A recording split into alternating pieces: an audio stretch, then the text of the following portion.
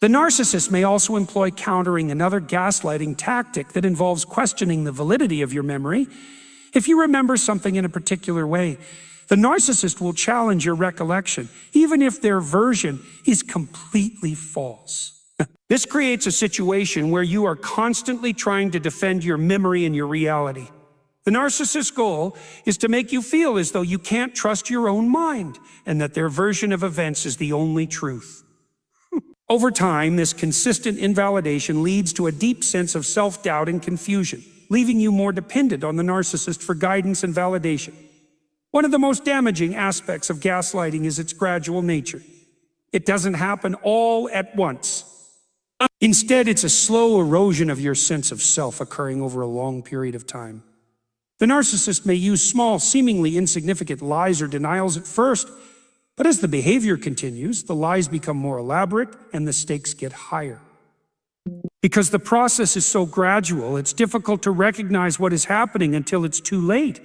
You may begin to feel like you're going crazy as your sense of reality becomes increasingly warped. This creates a deep emotional and psychological dependency on the narcissist as they become the sole source of truth in your life. In some cases, narcissists will employ triangulation as part of their gaslighting efforts. This involves bringing another person into the dynamic, often in an attempt to validate the narcissist's version of events. The narcissist may tell you that someone else agrees with their perspective, even if that person doesn't exist or is being manipulated to support the narcissist's story. This tactic makes you feel as though you're outnumbered or isolated with no one to turn to for support. The narcissist uses triangulation to create confusion and reinforce their version of reality, making it even harder for you to trust your own instincts. Gaslighting is particularly dangerous because it undermines your very sense of self. It makes you question your own memories, your own experiences, and your own worth. Over time, this can lead to anxiety, depression, and a deep sense of insecurity. The narcissist's goal is to make you feel small and powerless, so that they can maintain control over you. They want you to feel as though you are incapable of making decisions, thinking clearly, or trusting yourself. The longer the gaslighting continues, the more you begin to lose touch with your own identity. You start to rely on the narcissist for validation and direction, feeling as though you cannot trust your own instincts or decisions. What makes gaslighting even more devastating is that it is often coupled with moments of affection or kindness which make you question whether the narcissist truly means to harm you. They might give you compliments or say something that makes you feel good, only to follow it up with a manipulation or lie. This back and forth dynamic keeps you emotionally hooked, making it harder to break free from the manipulation. The gaslighting causes you to question your own worth, and the narcissist's occasional kindness makes you hope that things will get better. But in reality, the cycle of gaslighting continues, and you find yourself trapped in a toxic relationship that is constantly shifting between emotional highs and lows. Gaslighting is one of the most insidious and destructive tactics used by narcissists to manipulate and control their victims. At its core, gaslighting is a form of psychological abuse that aims to make the victim question their own reality, memories, and perceptions. It is a subtle but highly effective tool that narcissists use to destabilize their victims and maintain power over them. The term itself comes from the 1944 film Gaslight, in which a husband manipulates his wife into believing she is losing her mind by subtly altering their environment and denying his actions. Narcissists employ a similar strategy, using words, actions, and psychological tricks to distort the victim's sense of reality and make them doubt themselves. The first and most basic element of gaslighting is the narcissist's ability to deny things that are clearly true. They will blatantly reject your recollection of events, even when you know for certain that what you remember is accurate. This can be as simple as denying a conversation that took place or insisting that something didn't happen the way you remember. They may tell you that you're overreacting or that you're being too sensitive when you bring up something that hurt you. The goal is to make you feel unsure of your own perception and judgment. Over time, this constant denial chips away at your confidence and makes you second-guess yourself. In some cases, narcissists may go a step further, twisting the truth to the point of absurdity. They may tell you things that are clearly false, but they present them with such confidence that you begin to doubt your own understanding of reality. For instance, they might say something like, "I never said that," or "You're remembering it wrong," even if you clearly remember the situation differently. By repeating these lies consistently, the narcissist creates a version of reality where your experiences are invalidated, and their version of events is the only one that matters. This kind of gaslighting forces you to rely on the narcissist's version of the truth, eroding your ability to trust your own thoughts and memories. Another tactic used by narcissists in gaslighting is called projection. In this strategy, the narcissist attributes their own negative behaviors, thoughts, or feelings onto you. For example, if the narcissist is being controlling or manipulative, they may accuse you of being controlling or manipulative. If they are angry or upset, they may tell you that you are the one who is angry or unreasonable. By projecting their flaws onto you, the narcissist creates confusion and forces you to take responsibility for their actions. This can be particularly damaging because it not only makes you question your own behavior, but also distracts you from the narcissist's toxic traits, making you feel as though you are the one in the wrong. The narcissistic cycle is a deeply ingrained pattern of behavior that keeps the narcissist in control, while leaving the victim trapped in a constant emotional roller coaster. At its core, the narcissistic cycle consists of three distinct phases: idealization, devaluation, and discard. These stages repeat over and over again, creating a dynamic that is incredibly hard to break free from. Each phase serves a specific purpose in maintaining the narcissist's control and feeding their need for power and validation, while systematically breaking down the victim's sense of self-worth and autonomy. The first phase of the cycle, idealization, is marked by intense attention, admiration, and affection. In the beginning, the narcissist showers you with compliments, makes you feel like you are the center of their world, and convinces you that you are unlike anyone they have ever met. This phase is often intoxicating. It's the stage where the narcissist presents themselves as the perfect partner, friend, or colleague. They may seem almost too good to be true, and in many ways, they are. They are giving you exactly what you want, often mirroring your desires and needs, making you feel understood and special in ways you've never felt before. At this point, you feel valued, cared for, and appreciated. The narcissist has carefully crafted a persona that is designed to appeal to your deepest emotions and desires. This stage can last anywhere from a few weeks to several months, depending on the situation and the level of dependency the narcissist wants to create. However, the idealization phase is not about love or genuine affection. It is about establishing control. The narcissist is working to create a bond of dependency. They want you to rely on them emotionally, to believe that they are the only ones who can truly meet your needs. This phase is meant to set you up for the inevitable devaluation that will follow.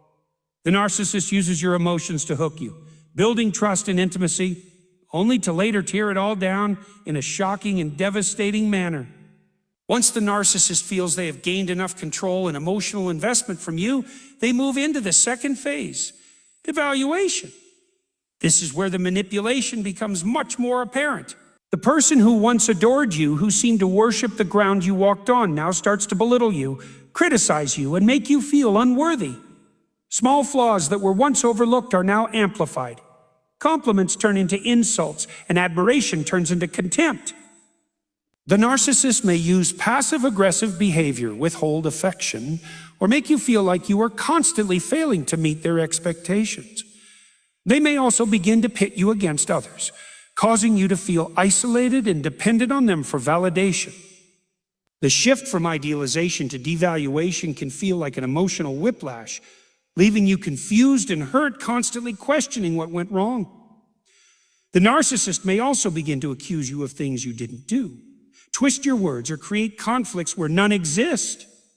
This is a form of gaslighting, a tactic used to make you doubt your own perception of reality. They want you to feel as though you are the problem, not them. This stage can be emotionally exhausting and destabilizing because it undermines your sense of self-worth and confidence. The narcissist is intentionally trying to create doubt and insecurity, making you feel like you can never live up to their expectations, Their criticisms and insults are designed to make you feel small, helpless, and incapable, keeping you in a constant state of emotional turmoil. Eventually, the narcissist will move into the third and final phase: discard. This is where the narcissist completely pulls away, often without any warning or explanation. They may cut you off completely, ghost you, or abandon you in some other emotionally traumatic way. This phase is the culmination of the cycle, where the narcissist has extracted everything they need from you and no longer finds you useful or worthy of their attention. At this point, the narcissist may move on to someone new, starting the idealization phase with them while leaving you to pick up the emotional pieces. The discard phase is often abrupt and devastating, leaving the victim feeling abandoned, confused, and betrayed. The discard phase is particularly damaging because it leaves the victim with no closure or understanding of what happened. The narcissist rarely provides an explanation or apology. Instead, they may act as though the relationship never mattered, or as though you were simply an object to be used and discarded when no longer needed. The suddenness and cruelty of this phase leave the victim feeling discarded and worthless, as if they were nothing more than a temporary source of supply for the narcissist. Ladies and gentlemen, I want to start with a question. Have you ever wondered why some people, maybe those closest to you, seem to have an uncanny ability to manipulate, to twist the truth, to keep you questioning your own reality? Narcissists thrive in the shadows of society, using subtle tactics to control and deceive. But today, I'm going to reveal something critical, something that narcissists don't want you to know. Narcissists thrive on manipulation. It's not just about inflated self-esteem or a desire for attention. It's a calculated, strategic effort to control others. They don't simply want admiration, they want power. They want to dominate the emotional landscape of your life, to make you doubt your own decisions, and to force you into a space where your actions and thoughts are shaped by their needs, desires, and whims. This manipulation is not always overt or obvious.